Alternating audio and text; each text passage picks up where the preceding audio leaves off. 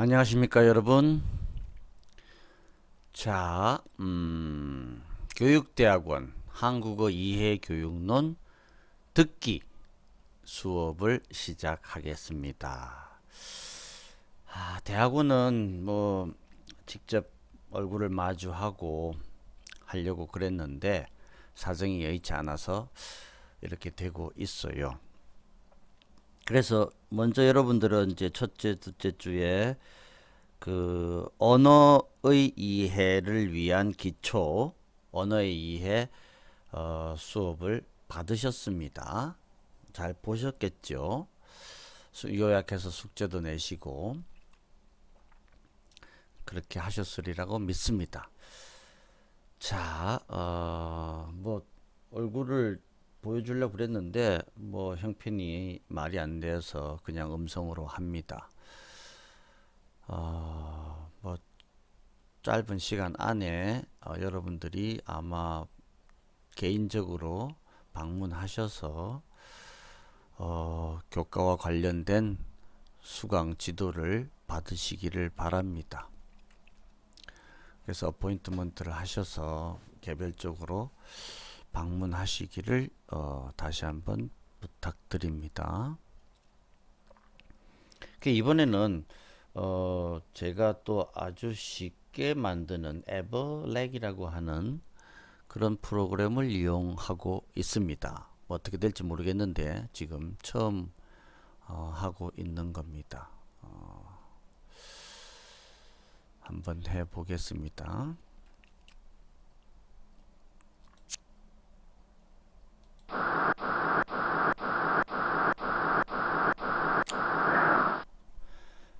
자, 제가 김희섭 교수입니다. 언어학 박사고요. 여러분들은 앞으로 이메일은 이렇습니다. 아시는 분은 다 아시겠지만 주로 제가 페이스북을 잘 합니다. 많이 합니다. 오래 했습니다. 그래서 많은 정보가 페이스북에 있습니다. 그래서 여러분들은 페이스북 패친이 되시면 여러모로 편하실 겁니다. 특별히 여러분들을 위해서 제 전화번호도 공개합니다. 시국인 만큼 특별한 일이 있으시면은 연락하시기를 바랍니다. 이번에 행운의 수강자 여러분들입니다. 그죠? 제가 불러보겠습니다. 박혜림, 서미점, 이수미, 이순란, 정인주, 정혜진, 저버, 최혜나, 유혜림, 이상진, 정소연, 김소영, 최은용, 공주미, 권보경, 김혜진, 김미영, 김설, 김유정, 김지영 선생님들. 그래서 20명의 아주 우리 외환교 최고의 영재분들을 모시고 듣기 수업을 하게 되어서 영광입니다. 교재는 제가 지은 책이 있고요. 세미나에서도 이걸 쓰고 있습니다. 그래서 이거는 그냥 한번 후루룩 보시기를 바랍니다. 책은 좀 시원찮아요. 그 외에 제가 이제 강의 중에 소개하는 참고 문헌이 많이 있고 기본적으로 사전류를 많이 봅니다. 그래서 여러분들도 보시기를 바랍니다. 위키디피아라든지 뭐 언어학 사전이라든지 뭐 각종 철학 사전, 심리학 사전, 불교 사전 할 것 없이 평소에 사전류를 끼고 사세요. 그게 여러분이 살 길입니다. 수많은 동영상 사이트에서 가져옵니다. 그런데 특히 테드라고 하는 거 이제 아실 분은 다 아시겠죠? 가치 있는 것은 서로 나누자 모토. 제가 해석하기로는 배워서 남주자는 아주 유용합니다. 대부분이 이제 유튜브에 링크가 되어 있죠. 그래서 유튜브를 보시면 되겠습니다.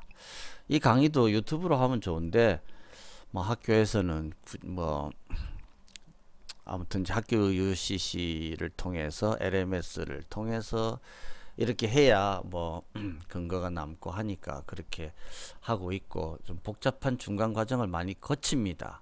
쓸데없이. 바로 소통할 수 있는 것이 이제 뭐 유튜브, 그 다음에 페이스북, 뭐 밴드, 생방송, 뭐 여러분들 얼마든지 할 수 있습니다. 평소에 저는 그렇게 해왔는데, 아무튼지 뭐 여러분들도 이 대학원 학생들 중에는 나이 드신 분들은 잘 안 되시는 분들도 있을 거예요. 이번 기회에 많이 익숙해지도록 훈련을 하시기를 바랍니다.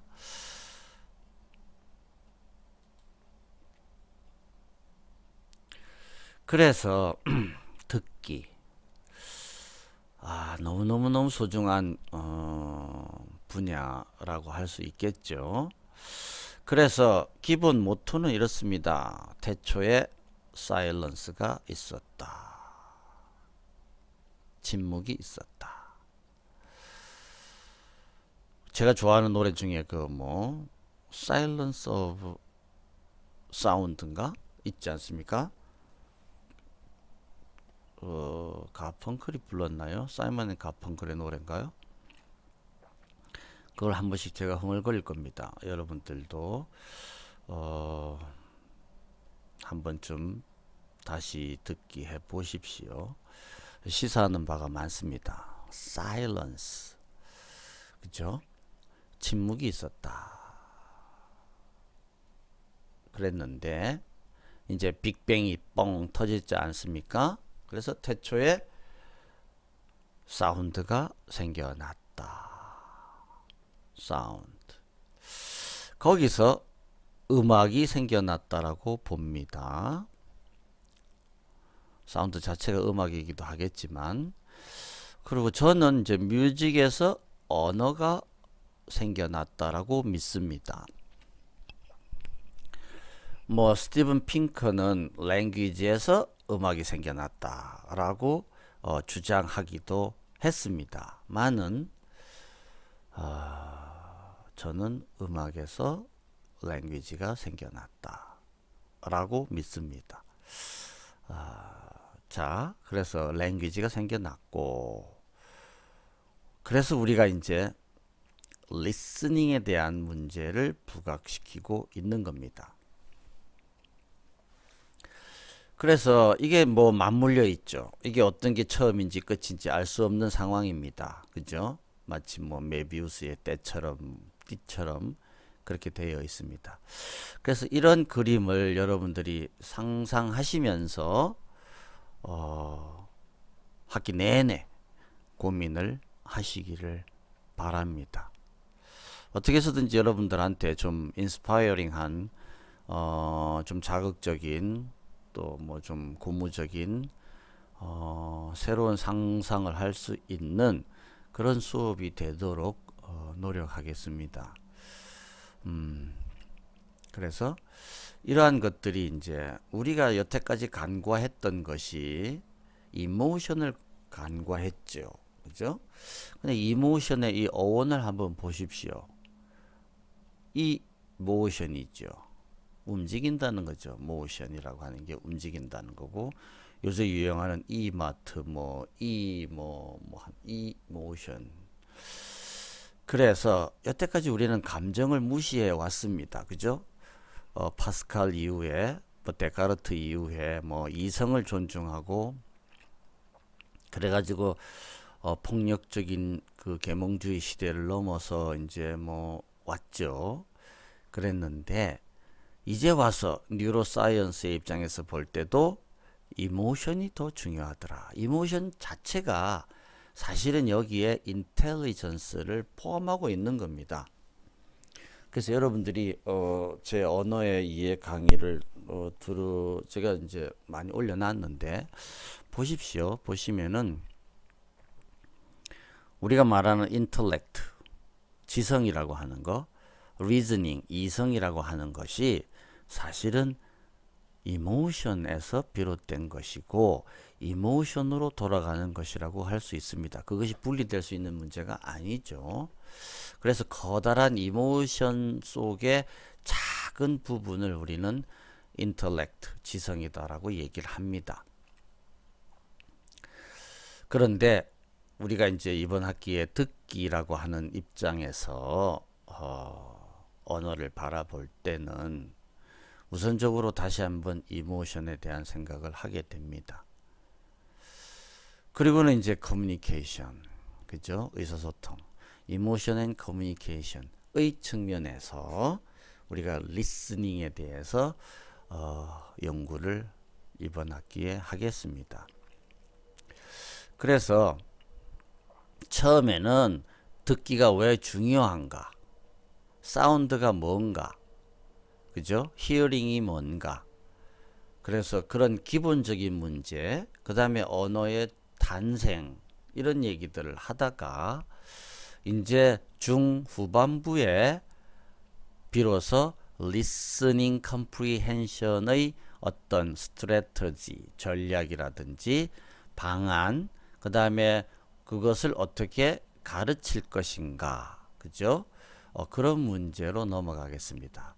그리고 시간이 되면 그것을 어떻게 evaluation, 평가할 것인가. 그래서 한국어 교육에 있어서, 외국인을 상대로 하는 한국어 교육에 있어서 간과되어 왔던 듣기 평가, 리스닝에 대한 이야기를 합니다. 그래서 마지막에 여러분들은 아마 이제 이런 부분, 구체적인 이런 기본적인 백그라운드라든지 이해를 위한 것들은 제가 강의를 하고, 여러분들은 한국어 이해, 듣기 수업과 관련된 방안, 수업 모형을 만든다든지 아니면 또 수업 그 듣기 평가 문항을 만든다든지 뭐 그런 것으로 여러분들은 이제 리포트 숙제를 하고 성적을 받게 되겠습니다. 아셨죠? 질문 있으시면 이제 당분간은 개별적으로 찾아와 주시기를 바랍니다. 네. 자,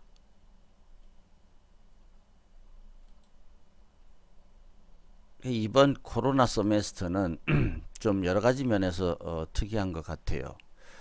오히려 차분하게 또 정리를 할 수 있는 그런 기회도 준 것 같습니다. 그래서 긍정적으로 생각하시고 여러분들도 시간은 되돌릴 수 없다. 일촌광원 불가경, 그죠? 소년이로 항난상. 아무튼 시간 소중함을 아시고 열심히 공부해 주시면 고맙겠습니다. 자, 감동이 되어야 기억이 되고, 그리고 또 써먹을 수가 있겠죠. 그래서 테드에 들어가시면은 이제 그걸 이제 카테고리를 여러분이 만드실 수도 있지 않습니까? 여러분이 관심 분야를 카테고리를 정하든지 아니면 기존의 카테고리에 들어가시면 여러 가지가 있습니다. 그래서 제가 리스닝을 주제로 했을 때 테드 강연 중에서 어떤 것이 있을까 검색을 하니까 테드 안에 벌써 리스닝과 관련되어서 대여섯 가지의 그 주요 테드 강연을 묶어 놨더라고요. 그래, 그거를 제가 이제 시청을 했습니다. 그랬더니 요 두 가지가 우리 수업과 관련되어서 써먹을 수 있겠더라는 생각이 들었어요. 너무너무 감동적입니다. 정말 저는 뭐 박수를 쳤는데, 그래서 이번 시간에는 제가 고른 이 강의를 듣겠습니다. 아주 재밌어요. 그래서 여러분들은 뭐 언제든지 끊어 듣기가 되니까 한번 중간에 쉬어가면서 또 반복적으로 감상하시기를 바랍니다.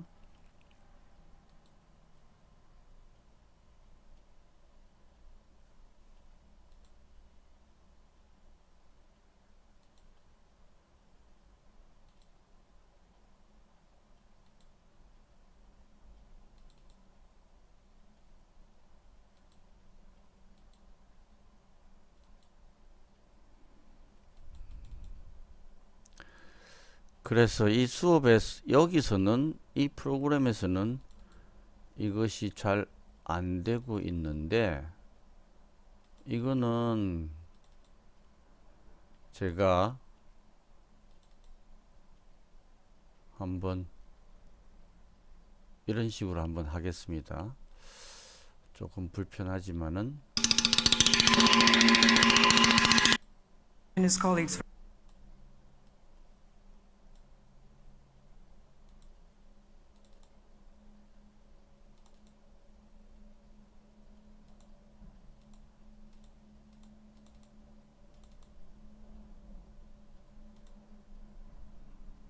어떻게 될지 모르겠습니다만 처음부터 I'm not quite sure whether I really want to see a snare drum at 9 o'clock or so in the morning. But anyway, it's just great to see such a full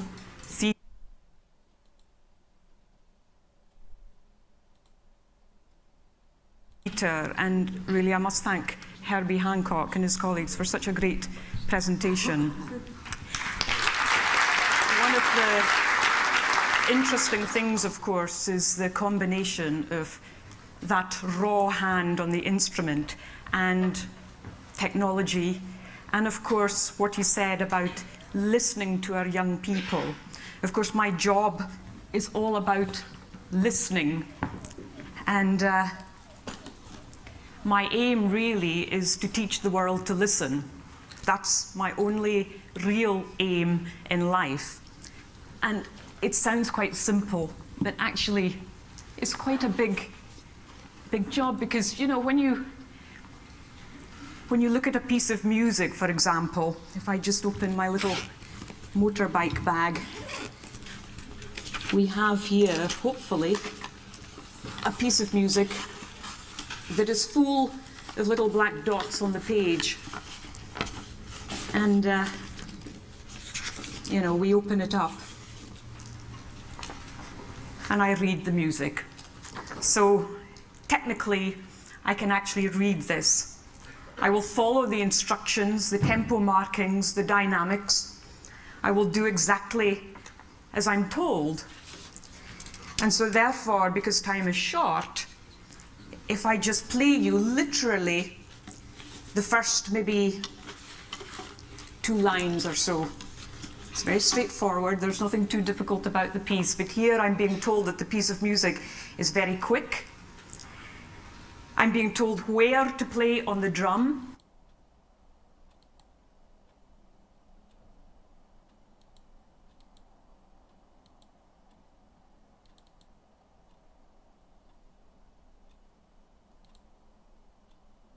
Time is short. If I just play you literally the first maybe 2 lines or so, it's very straightforward, there's nothing too difficult about the piece, but here I'm being told that the piece of music is very quick. I'm being told where to play on the drum. I'm being told which part of the stick to use, and I'm being told the dynamic. And I'm also being told that the drum is without snares. Snares on, snares off. So therefore, if I translate this piece of music, we have this idea.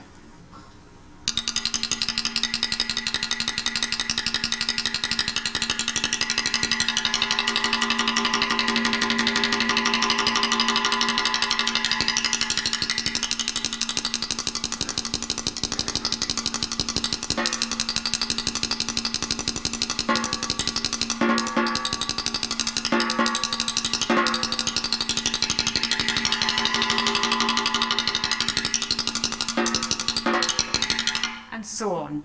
My career would probably last about 5 years. However, what I have to do as a musician is do everything that is not on the music. Everything that there isn't time to learn from a teacher or to talk about even from a teacher. But it's the things that you notice when you're not actually with your instrument that in fact becomes so interesting and that you want to explore through this tiny, tiny surface of a drum. So there we experience the translation. Now we'll experience the interpretation.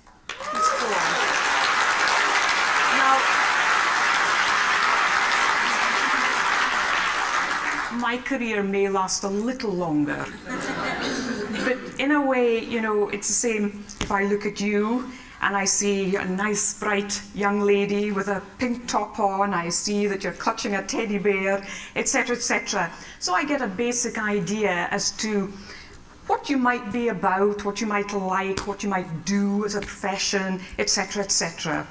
However, that's just, you know, the initial idea I may have that we all get when we actually look and we try to interpret. But actually, it's so unbelievably shallow. In the same way I look at the music, I get a basic idea, I wonder what technically might be hard, or, you know, what I want to do, just the basic feeling. However, that is simply not enough. And I think what Herbie said, please listen.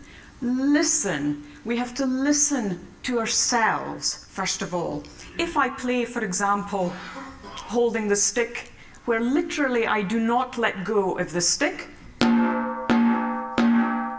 you'll experience quite a lot of shock coming up through the arm, and you feel really quite, believe it or not, detached from the instrument and from the stick, even although I'm actually holding the stick quite tightly. By holding it tightly, I feel strangely more detached.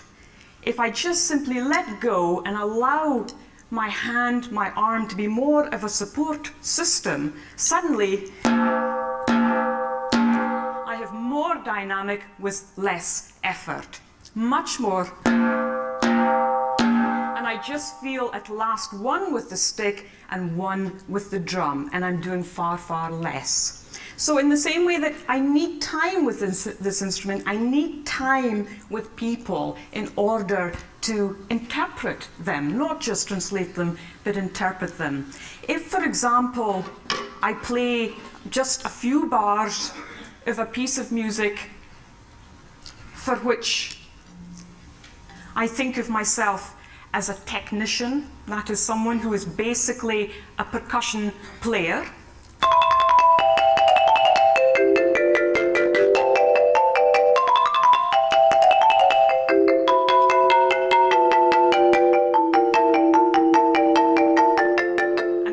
if I think of myself as a musician.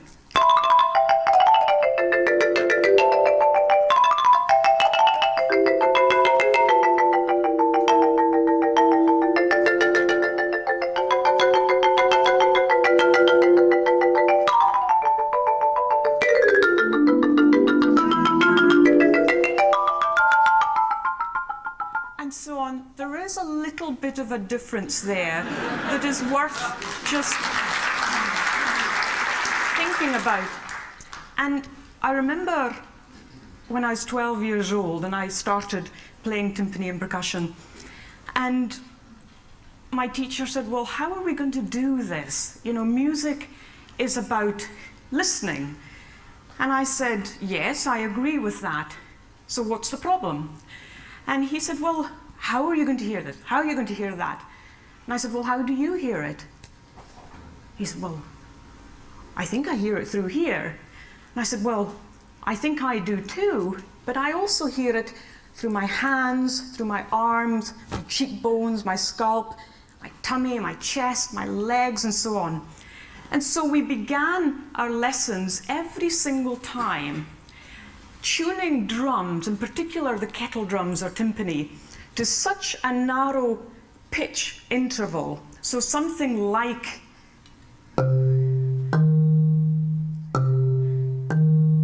that of a difference, then gradually and gradually. And it's amazing that when you do open your body up and open your hand up to allow the vibration to come through, that in fact the tiny, tiny difference can be felt with just the tiniest part of your finger there.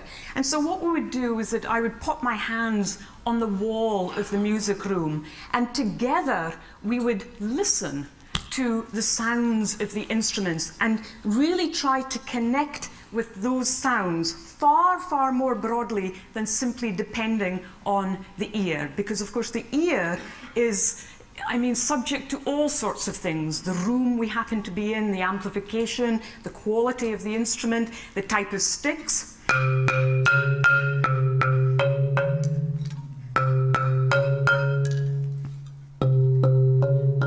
Etc., etc. They're all different.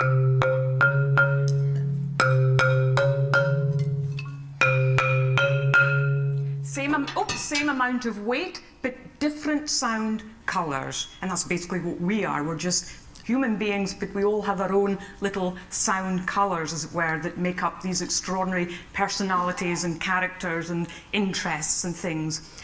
And as I grew older, I then auditioned for the Royal Academy of Music in London, and they said, well, no, we won't accept you because we haven't a clue, of the future of a so-called deaf musician. And I just couldn't quite accept that. And so therefore, I said to them, well, look, if you refuse me through those reasons, as opposed to the ability to perform and to understand and love the art of creating sound, then we have to think very, very hard about the people you do actually accept. And as a result, and once we got over a little hurdle and having to audition twice, they accepted me. And not only that, what had happened was that it changed the whole role of the music institutions throughout the United Kingdom. Under no circumstances were they to refuse any application whatsoever on the basis of whether someone had no arms, no legs. They could still perhaps play a wind instrument if it was supported on a stand. No circumstances at all were used to refuse any entry, and every single entry had to be listened to, experienced, and then based on the musical ability, then that person could either enter or not. And so therefore, this in turn meant that there was an extremely interesting bunch of students who arrived in these various music institutions. And I have to say, many of them now in the professional orchestras throughout the world. The interesting thing about this as well, though,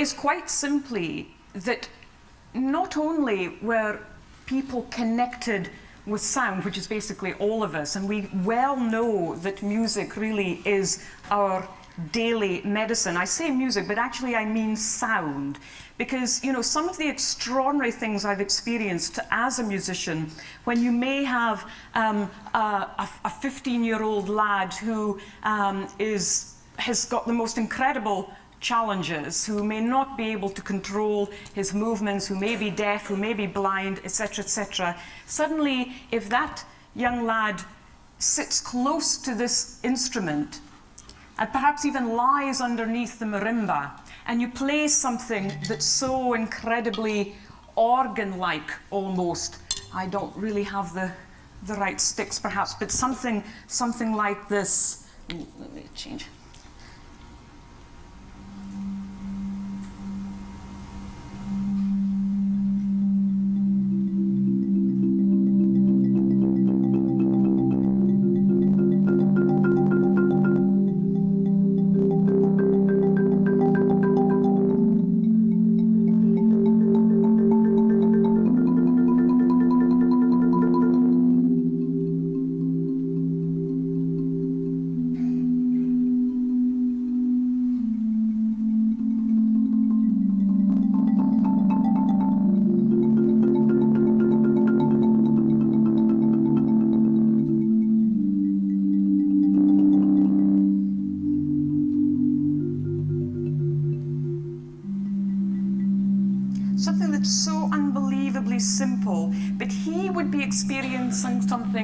that I wouldn't be because I'm on top of the sound. I have the sound coming this way. He would have the sound coming through the resonators. If there were no resonators on here, we would have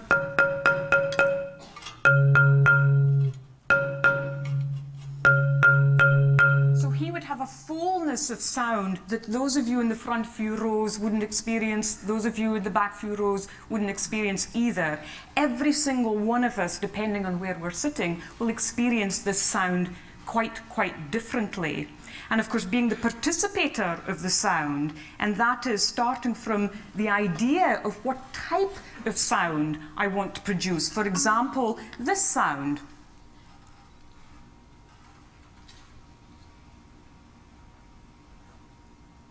Can you hear anything? Exactly, because I'm not even touching it. But yet, we get the sensation of something happening. In the same way that when I see a tree move, then I imagine that tree making a rustling sound.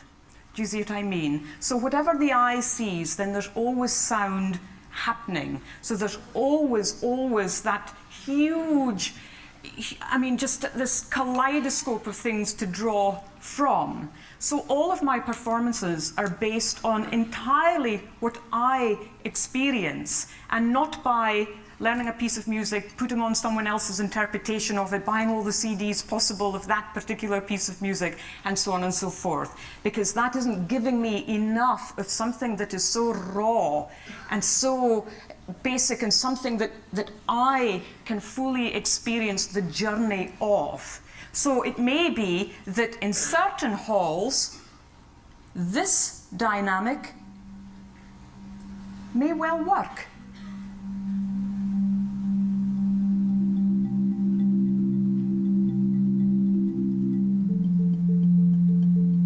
It may be that in other halls, they're simply not going to experience that at all. And so therefore, my level of soft, gentle playing may have to be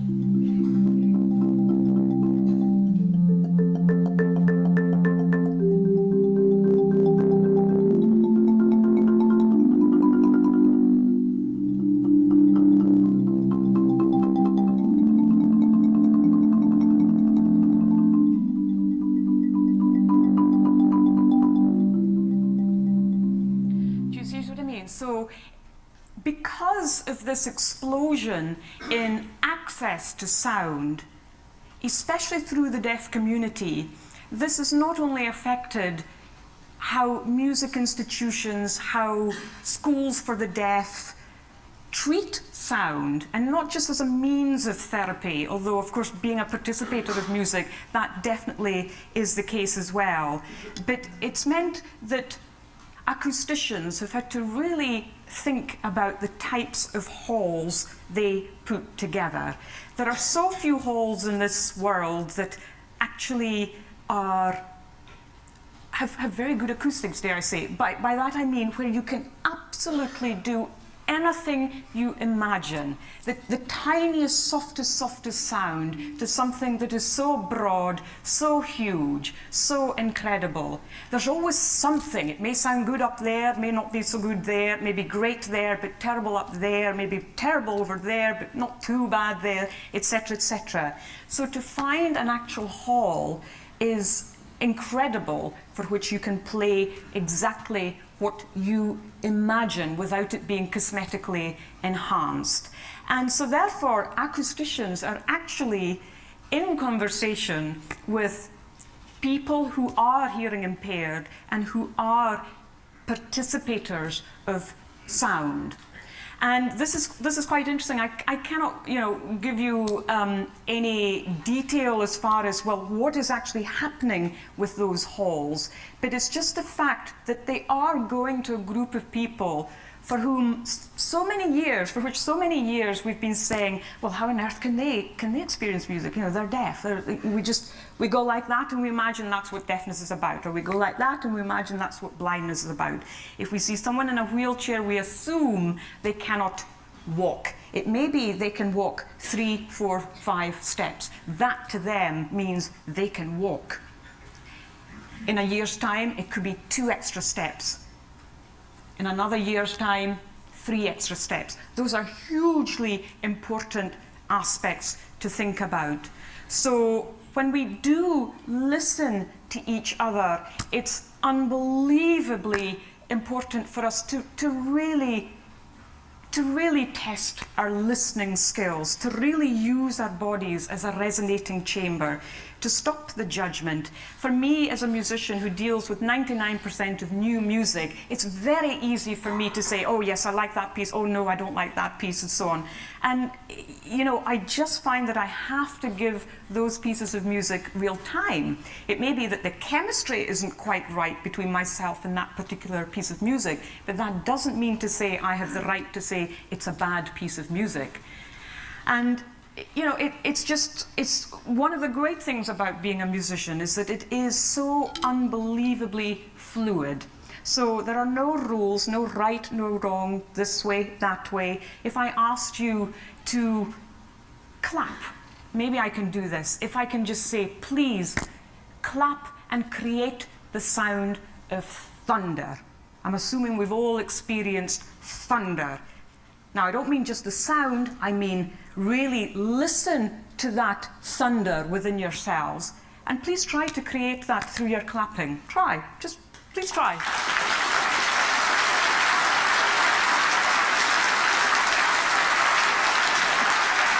Very good. Snow. Snow. Have you ever heard snow? Well then, stop clapping. Try again. Try again. Snow. One finger, guys. See, you're awake. Rain. 2 fingers. Not bad. Not bad. You know, the interesting thing here, though, is that I asked a group of kids not so long ago exactly the same question. Now, great imagination, thank you very much. However, not one of you got out of your seats to think, right, how can I clap? Okay, maybe I can use my jewelry to create extra sounds. Maybe I can use the other parts of my body to create extra sounds. Not a single one of you thought about clapping in a slightly different way, other than sitting in your seats there and using 2 hands. In the same way that when we listen to music, we assume that, you know, it's all being fed through here. This is how we experience music. Of course, it's not. We experience thunder, thunder, thunder. Think, think, think. Listen, listen, listen. Now, what can we do with thunder? I remember my teacher, when I first started my very first lesson, I was all prepared with sticks ready to go. And instead of him saying, okay, Evelyn, please, you know, feet slightly apart, arms at a more or less 90-degree angle, sticks in a more or less V shape, keep this amount of space here, etc. Please keep your back straight, etc., etc., etc. Where I was just probably going to end up absolutely rigid, frozen, and I would not be able to strike the drum because I was thinking of so many other things. He said, Evelyn, take this drum away for 7 days, and I'll see you next week. So, heavens, what was I to do? I no longer required the sticks. I wasn't allowed to have these sticks.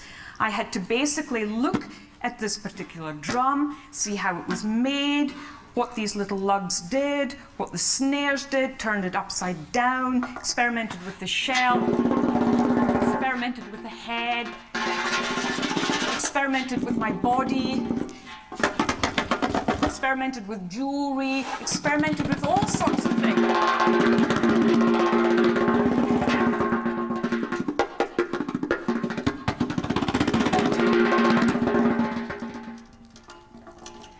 I returned with all sorts of bruises and things like that. But nevertheless, you know, it was such an unbelievable experience, because then where on earth are you going to experience that in a piece of music? Where on earth are you going to experience that in a study book? So we never ever dealt with actual study books. So for example, one of the things that we learn when we are dealing with being a percussion player as opposed to a musician is basically straightforward single stroke rolls. like that. And then we get a little faster, and a little faster, a little faster, and so on and so forth. What does this piece require? Single stroke rolls. So why can't I then do that whilst learning a piece of music? And that's exactly what he did. And interestingly, the older I became, and when I became a full-time student at a so-called music institution, all of that went out of the window. We had to study from study books. And constantly the question, well, why? Why? What is this relating to? I need to play a piece of music. Oh, well, this will help your control. Well, how? Why do I need to learn that? I need to relate it to a piece of music. You know, I need to say something. Why am I practicing paradiddles? Is it just literally for control, for hand-stick control? Why am I doing that? I need to have the reason, and the reason has to be by saying something through the music. And by saying something through music, which basically is sound, we then can reach all sorts of things to all sorts of people, but I don't want to take responsibility of your emotional baggage. That's up to you when you walk through a hole, because that then determines what and how we listen to certain things. I may feel sorrowful or happy or exhilarated or angry when I play certain pieces of music, but I'm not necessarily wanting you to feel exactly the same thing. So please, the next time you go to a concert, just allow your body to open up, to allow your body to be this resonating chamber. Be aware that you're not going to experience the same thing as the performer is. The performer is in the worst possible position for the actual sound, because they're hearing the contact of the stick on the drum, or the mallet on the bit of wood, or the bow on the string, etc., or the breath that's creating the sound from wind and brass. They're experiencing that rawness there, but yet they're experiencing something so unbelievably pure, which is before the sound is actually happening. Please take note of the life of the sound after the actual initial strike or breath is being pulled. Just experience the whole journey of that sound in the same way that I wished I'd experienced the whole journey of this particular conference rather than just arriving last night. But I hope maybe we can share one or two things as the day progresses. But thank you very much for having me. Appreciate it.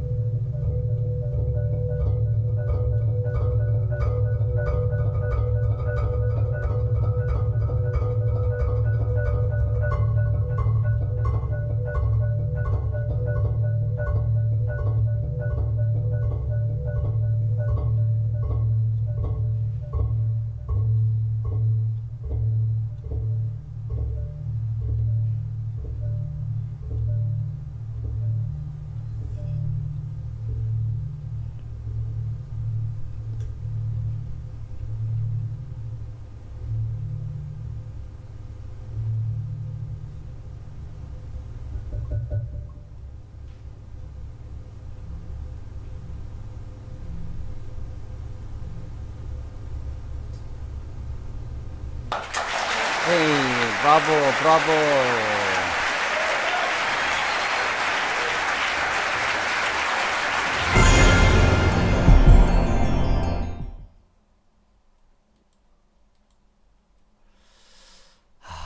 잘 감상하셨습니까?